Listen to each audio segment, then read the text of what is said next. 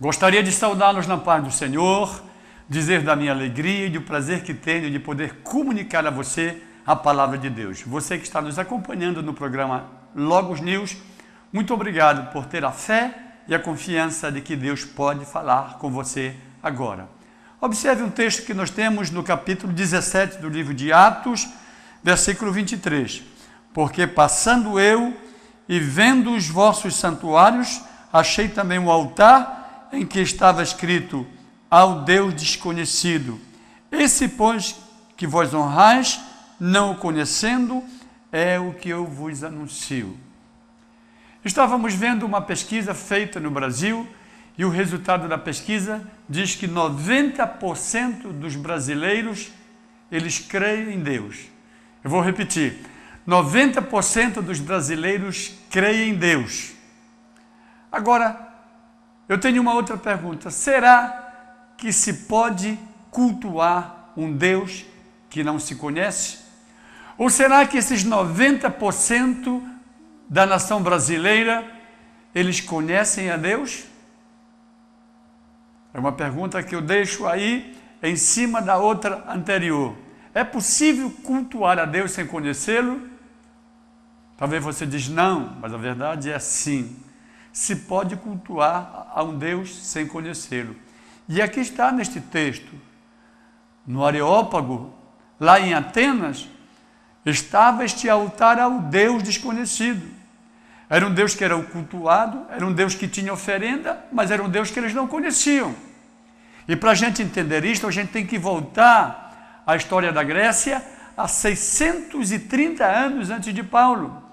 Exatamente no ano 600, nós então encontramos nos registros da história uma grande peste que assolou a Grécia, principalmente a cidade de Atenas. Milhares de pessoas morreram e os corpos ficaram estendidos pelas ruas, pelas praças, porque não havia nem possibilidade de enterrá-los. E foi feita oferenda a todos os deuses do Olimpo grego, inclusive ao maior, Zeus, e a própria deusa Atenas, mas nenhum resultado, a praga seguia dizimando as pessoas em Atenas. Se ouviu falar de um homem chamado Epimênides, que estava na ilha de Quinosso, junto a Creta. Então o rei imediatamente mandou buscar em um barco este homem, atendendo o rei, chegando em Atenas. Ele mandou que se trouxesse uns trabalhadores e fizesse um altar e se separasse um rebanho de ovelhas que ficasse sem comer durante um tempo, sem lhe dar comida alguma. Depois que estava pronto o altar, as ovelhas foram soltas e disse Epimênides que Deus escolha o seu sacrifício. E colocaram então diante de um pasto verdejante, e ele disse: a ovelha que não quiser comer durante este tempo todo de jejum serão os sacrifícios solicitados pelo Deus. E por incrível que pareça, diante dos olhos espantados dos atenienses, muitas das ovelhas famintas saíram, mas não comeram nada, ficaram rolando no chão com o peito para cima, e foram separadas para o sacrifício.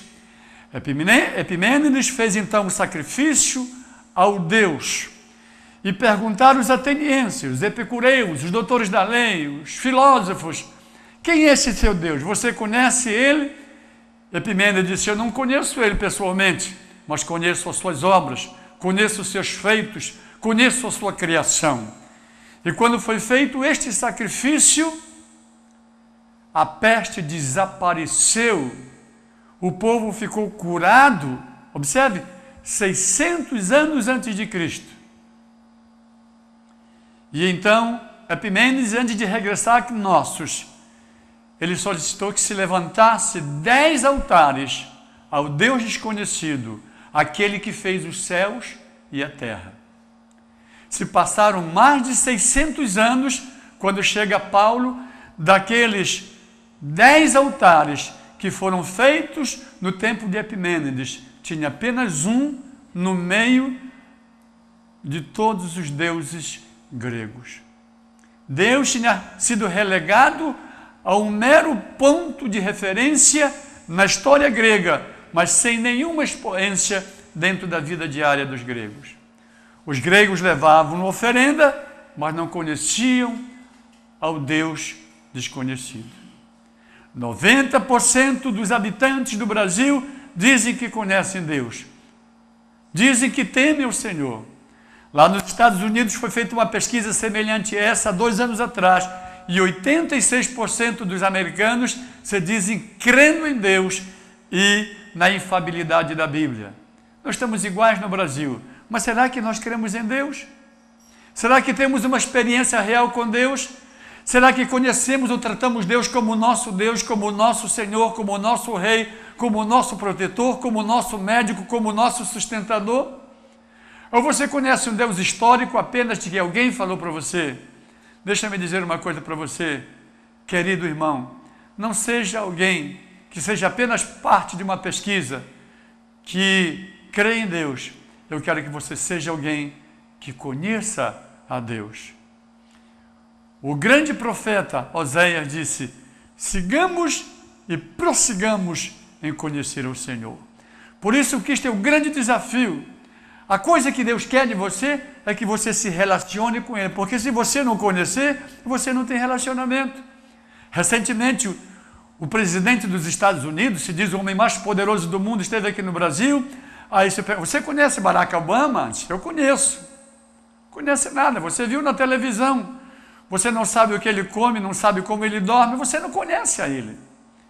A mesma coisa se refere a Deus. Você conhece a Deus, você conhece a sua vontade, sabe a sua solicitude para a sua vida. Então, querido, se você não está incluído dentro deste grupo que conhece a Deus, a Bíblia Sagrada diz que temer a Deus, até o diabo teme e treme. Eu quero que você conheça Deus, que você tenha relacionamento com Deus, que você viva uma vida cristã autêntica, dizer: eu conheço Deus na minha vida como meu Salvador, como meu Senhor, como alguém que mudou completamente o meu ser. Se você ainda não tem este conhecimento, eu te convido hoje, entrega a tua vida ao Senhor. A Bíblia diz: entrega os teus caminhos ao Senhor e confia nele, e o mais ele fará, né? Tem gente que está querendo o mais primeiro para depois entregar a vida para o Senhor. É totalmente diferente. Receba esta palavra no seu coração e reconheça que Deus é o Senhor da sua vida, e não seja apenas um ponto na pesquisa brasileira de alguém que teme a Deus, mas que é alguém que conhece ao Senhor. Fique na paz do Senhor. Muito obrigado pela tua presença e que esta palavra guarde o seu coração. Amém.